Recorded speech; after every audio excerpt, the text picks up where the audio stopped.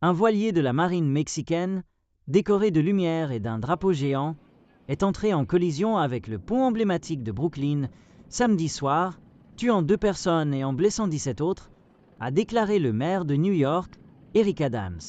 Des vidéos publiées en ligne montrent le navire Cuauhtémoc s'approchant du célèbre pont sur l'East River, près de la rive de Manhattan, du côté du pont qui relie ce quartier à Brooklyn.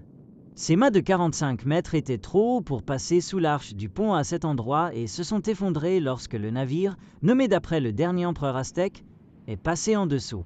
La marine mexicaine a annoncé sur les réseaux sociaux, samedi soir, que 22 personnes avaient été blessées à bord, dont 19 recevaient des soins médicaux dans des hôpitaux locaux et que 3 d'entre elles étaient dans un état grave. Aucune opération de sauvetage n'a été nécessaire, car personne n'est tombé à l'eau, a-t-elle ajouté. Dimanche tôt le matin, Adams a déclaré à la chaîne X que 2 des 277 personnes à bord étaient décédées et que 2 autres étaient dans un état critique.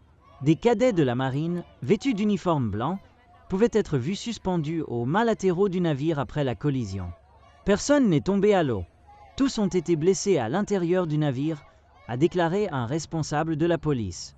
Le responsable a indiqué qu'un problème mécanique était probablement à l'origine de la collision, sans fournir plus de détails.